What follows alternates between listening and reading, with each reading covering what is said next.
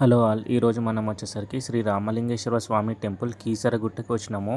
ఇది ఎక్కడ ఉంటుందంటే మేడ్చల్ మల్కాజ్గిరి డిస్టిక్ దగ్గర ఉంటుంది. ఈ ఆలయం వచ్చేసరికి చాలా శక్తివంతమైన ఆలయం అన్నట్టు.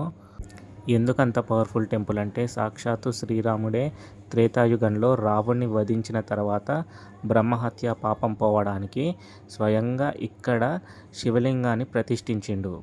మీరు కనుక ఈ టెంపుల్కి రావాలనుకుంటే ఓన్ వెహికల్లో రావచ్చు. అండ్ ఆర్టీసీ బస్సెస్ చాలా ఉంటాయి. ఎంతో అదృష్టం చేసుకుంటే తప్ప మనం ఈ టెంపుల్కి రాలేము. ప్రతి కార్తీక మాసానికి మహాశివరాత్రికి ఇక్కడ బ్రహ్మోత్సవాలు నిర్వహిస్తారు.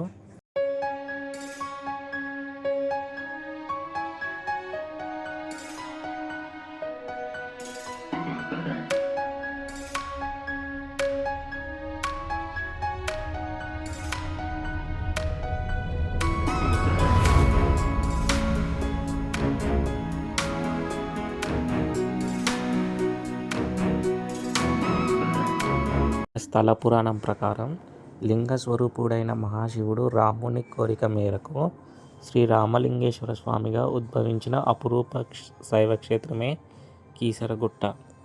ఈ క్షేత్రంపై అనేక పురాణ గాథలు ఉన్నాయి. ఆలయ ఆవరణలోని విజయస్తూపంపై మత్స్య కూర్మ వరాహ గణపతి కేసరి ఆంజనేయ విగ్రహాల ఆధారంగా క్షేత్రం శైవ వైష్ణవ సాంప్రదాయాల కలయికగా ఉంది. సాక్షాత్తు శ్రీరామచంద్రుడి చేతుల మీదుగా మలిచిన ఈ పరమశివుడు ఈ క్షేత్రంలో రామలింగేశ్వరుడిగా పూజలు అందుకుంటున్నాడు.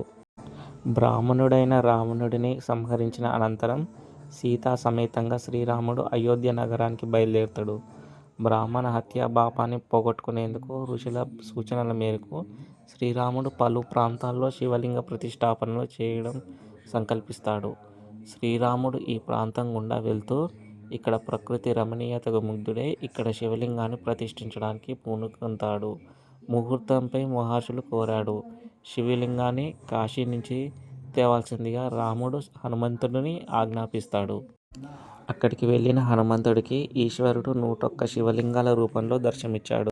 హనుమంతుడు వాటిల్లో దేన్ని ఎంచుకోలేక పరమేశ్వరుని ప్రార్థించి 101 లింగాలతో ఆకాశ మార్గాన కీసరగుట్టకు బయలుదేరతాడు.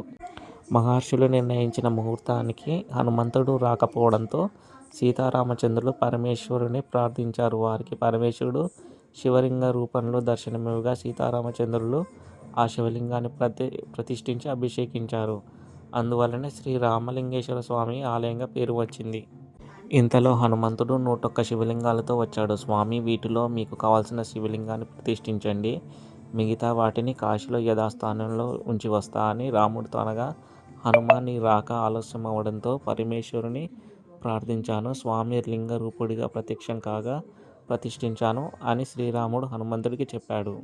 తాను తెచ్చిన శివలింగాల్లో ఏ ఒక్కటి నా స్వామికి ఉపయోగపడలేదనే కోపంతో హనుమంతుడు 101 శివలింగాలను తన తోకతో చుట్టి విసిరేశాడు. అవి ఈ పరిసరాలలో చెల్లాచెదురుగా పడ్డాయి. అప్పుడు రాముడు హనుమంతుడిని శాంతింపజేసి ఈ క్షేత్రం ఇప్పటి నుంచి చంద్రాత్కారం మీ పేరుతో కేసరిగిరిగా ప్రసిద్ధి చెందుతుంది అని వరమిచ్చాడు. క్షేత్ర పాలకుడిగా మారిన హనుమంతుడు తాను విసిరిన శివలింగాల్లో ఒకదాన్ని స్వామివారి వామ భాగంలో ప్రతిష్ఠించాడు. దాన్నే ఇప్పుడు మారుతి కాశీ విశ్వేశ్వర ఆలయం అంటున్నారు.